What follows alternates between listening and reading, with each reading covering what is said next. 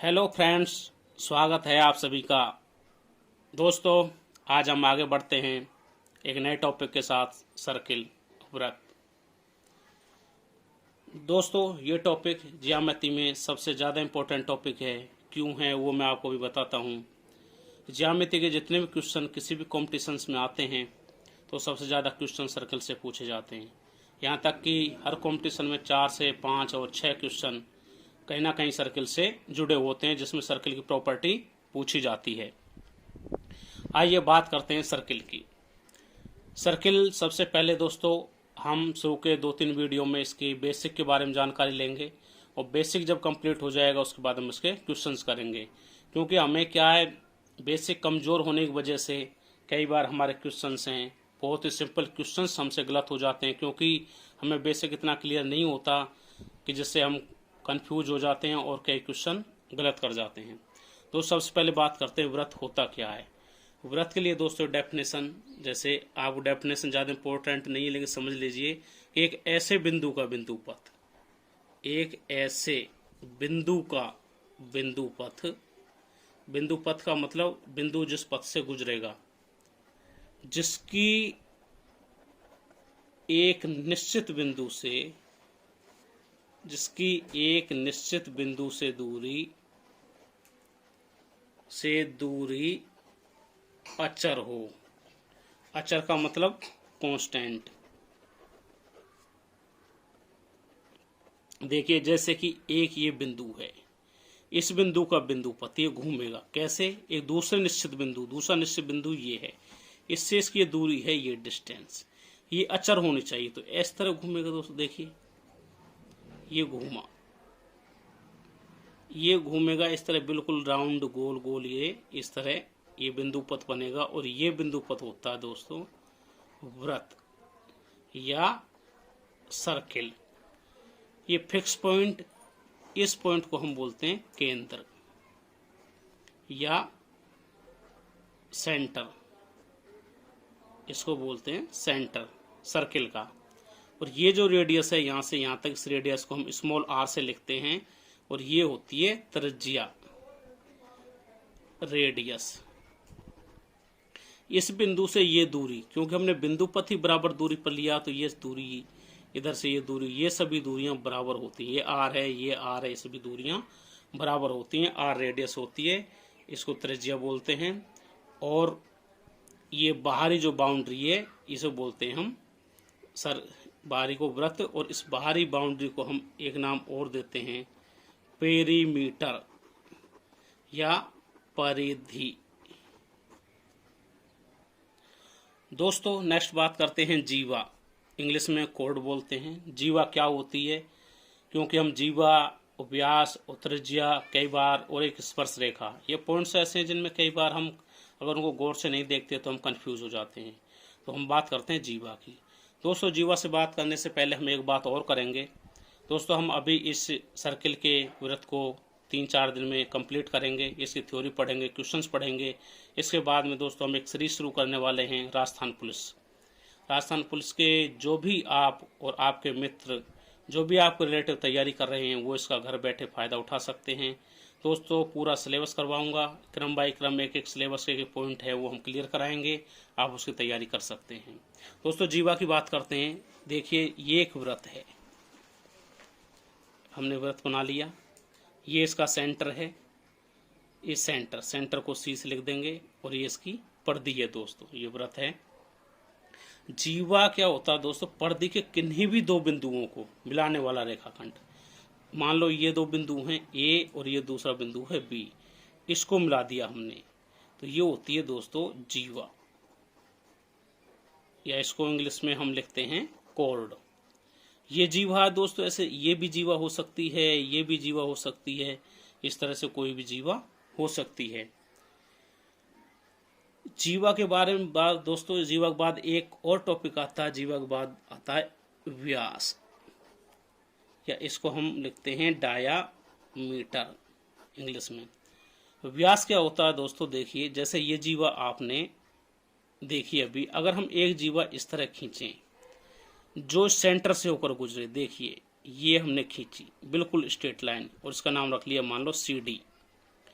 ये सेंटर से होकर गुजर रही है दोस्तों, देखो तो ये यहाँ से यहाँ तक त्रिज्या है, यहाँ से यहाँ तक त्रिज्या है, तो ये त्रिज्या के दुगुने के बराबर होती है डायामीटर। तो इसकी परिभाषा के लिए कई बार आपसे क्वेश्चन पूछ लिया जाता है, तो आप लिखोगे कि वृत्त के केंद्र से होकर जाने वाली जीवा होती है, वो होती है व्यास या डायामीटर। ये दोस्तों आप देख सकते हैं, अगर हम इस सेंटर से इसके पैरेलली अगर दूसरी लाइन खींचेंगे, रेखाखंड ऐसे खींचेंगे तो इससे छोटी होती जाती है, ऐसे इधर भी छोटी, इसके रेस्पेक्ट में देखिए ये छोटी है। तो व्यास जो होता है वो वृत्त की सबसे बड़ी जीवा भी होती है। कई बार ऑब्जेक्टिव क्वेश्चन में या कई इंटरव्यू में आपसे पूछ रहे हैं, तो वृत्त की सबसे बड़ी जीवा होती है जो व्यास होती है। वृत्त है, वृत्त की जीवा देखिए, दोबारा मैं खींचता हूँ आपको, ये आपने एक वृत्त बनाया, ये सेंटर है और यहाँ से आपने व्यास इस तरह खींचा, तो आप देखिए वृत्त को दो बराबर हिस्सों में बांट रहा है, एक तो ये हिस्सा, दूसरा ये हिस्सा। ये व्यास है ए बी, ये सेंटर है सी। तो व्यास ए बी से नहीं कोई दूसरा व्यास, मान लो ये, इस तरह भी आप व्यास खींच सकते हो। देखो इधर से इधर ये भी दो हिस्सों में बांटता है। तो वृत्त को व्यास जो होगा, व्यास ए बी वृत्त को दो समान भागों में बांटता है, तो समान भागों में बांटता है, ये हमें ध्यान रखना। दो समान हिस्सों में बराबर बराबर ये बांटता है। दूसरी चीज अभी हमने देखी ये भी त्रिज्या होती है, इस सी से लेकर यहाँ तक ये भी त्रिज्या है, पूरा व्यास है, यानी कि व्यास बराबर क्या होता है 2 × त्रिज्या। या व्यास को अगर हम डी से लिखें तो इसे हम लिखते हैं 2 × r। एक रिलेशन भी आपको ध्यान रखना, कई बार एग्जाम्स में पूछा जाता है और आपसे भी पूछा जा सकता है। एक वेरी इंपॉर्टेंट बात आप देख सकते हैं दोस्तों, सेंटर से जो जीवा जितनी दूर है वो उतनी छोटी होती जाएगी। अगर हम और दूर लेंगे देखिए और छोटी हो जाती है, और जो जिस सेंटर के जितने करीब है वह उतनी बड़ी होती जाती है, और वो जो सेंटर से होकर गुजरेगी वो सबसे बड़ी जीवा होगी और वही व्यास होगी।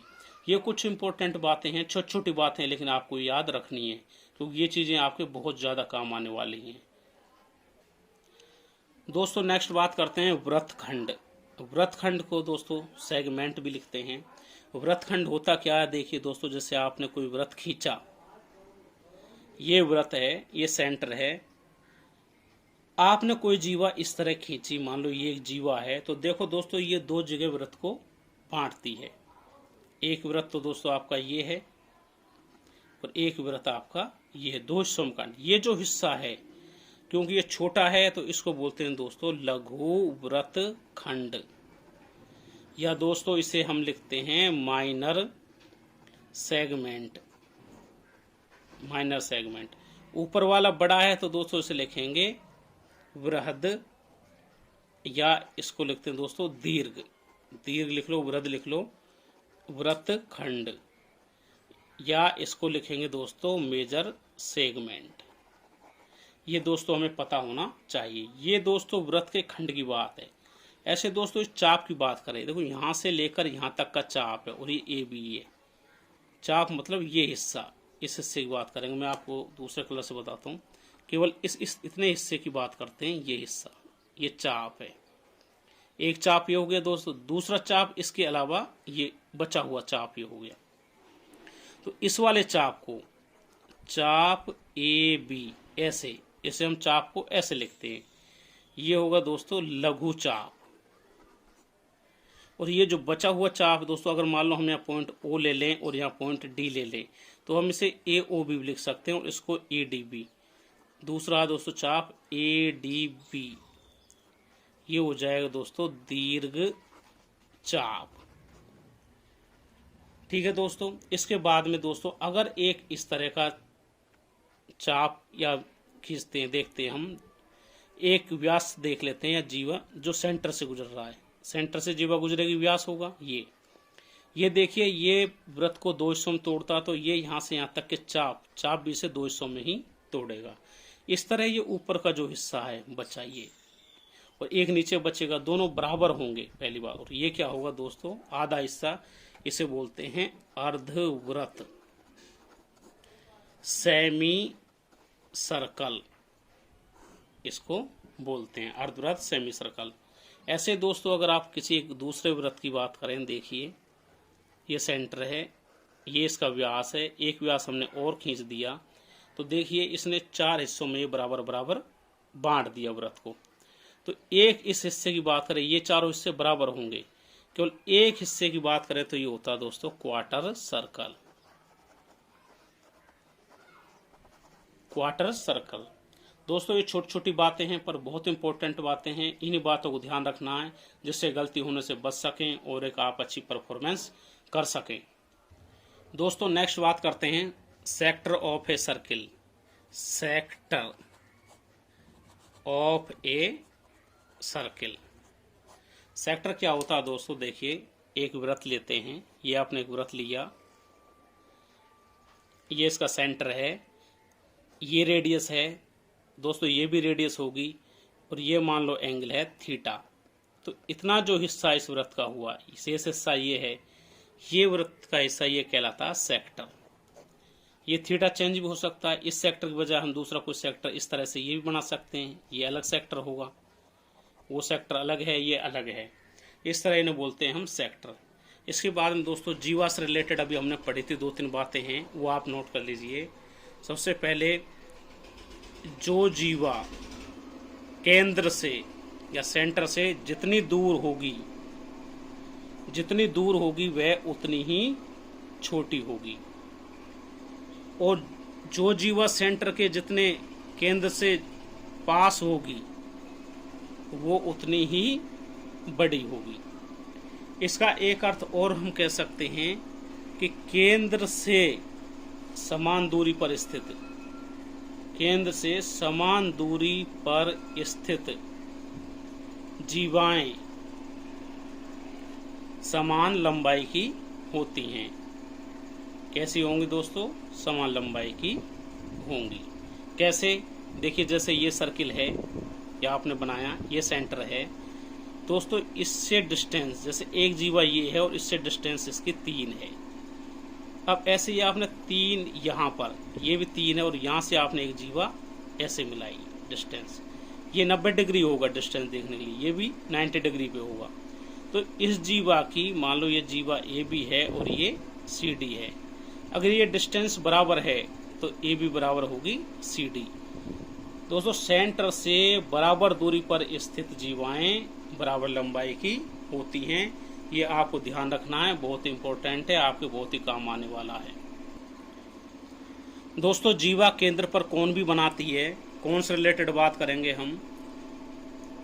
कोई वृत्त है, देखिए दोस्तों ये सेंटर है और ये आपकी एक जीवा है, इस जीवा से केंद्र पर हमें कोण बनाना, केंद्र पर कैसे बनाएंगे दोस्तों, देखिए ये भी जीवा है, इससे हमने मिला दिया तो दोस्तों ये एंगल बन गया, जीवा ए बी द्वारा सेंटर पर बनाया हुआ कोण।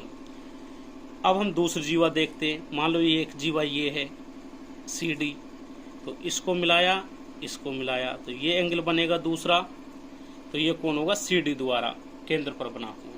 तो यहाँ पे आप देख पा रहे हैं दोस्तों कि छोटी जीवा केंद्र पर कोण बना रही है, वो कोण छोटा है, और बड़ी जीवा केंद्र पर कोण बना रही है, वो कोण बड़ा है। अर्थात दोस्तों आप देख सकते हो छोटी जीवा केंद्र पर छोटा कोण बनाएगी और बड़ी जीवा केंद्र पर बड़ा कोण बनाएगी। इससे आप दोस्तों एक बात और कह सकते हो, अगर कोई 2 जीवाएं ऐसी हैं, 2 जीवाएं अलग अलग हैं, अगर वो केंद्र पर समान कोण बना रही हैं, समान कोण बनाती हैं, तो वे जीवाएं भी समान होंगी। मैं शॉर्ट में लिख रहा हूं, आप समझ जाना। अगर 2 जीवाएं, जैसे एक ये जीवा केंद्र पर कोण यहाँ मान लो ये बनाया इसने, अगर ये कोण थीटा है और दूसरी कोई जीवा ऐसे है और इसने कोण बनाया, अगर ये कोण भी थीटा है, तो इन दोनों जीवाओं की, ये सी डी है, तो इन दोनों की लंबाई बराबर होगी। अगर 2 जीवाएं केंद्र पर समान कोण बनाती हैं तो जीवाएं भी समान होंगी। या आप ये कह सकते हो कि बराबर लंबाई की जीवाएं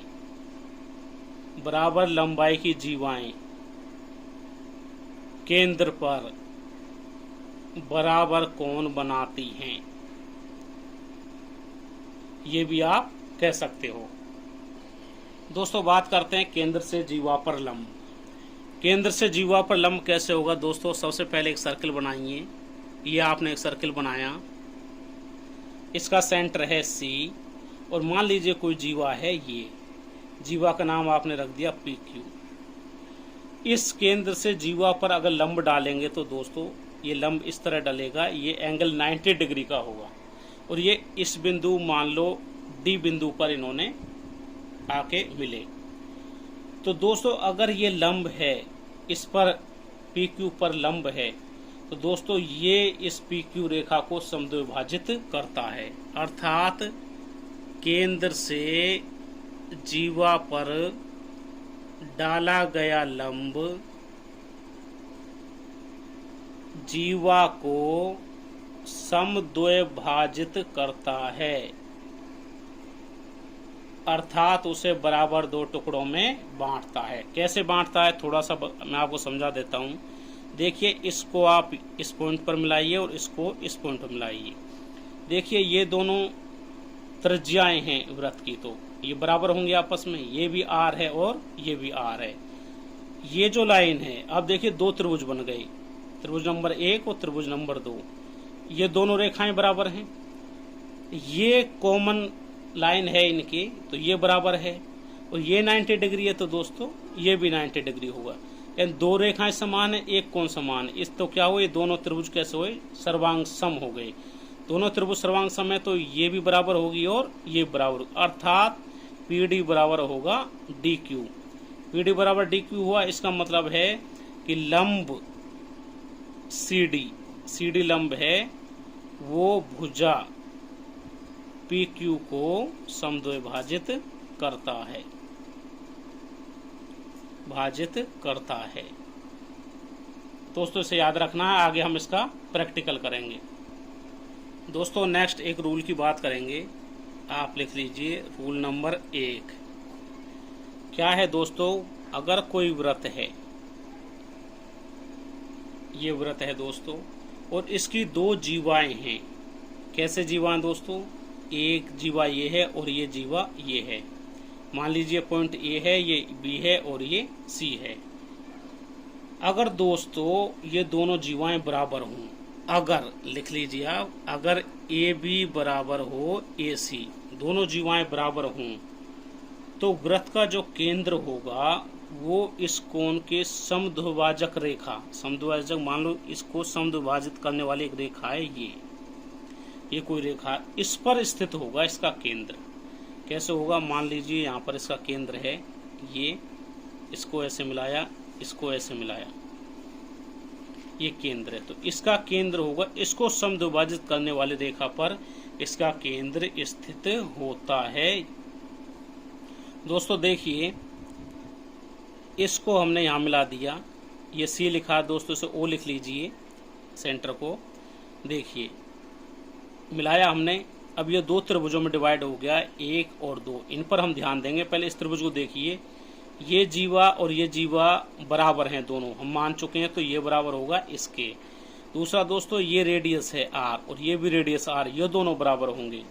आगे दोस्तों देखिए, अभी हमने पीछे ही पढ़ा है, अगर समान जीवाएं हों, लंबाई समान हो, तो केंद्र पर वो समान कोण बनाती हैं।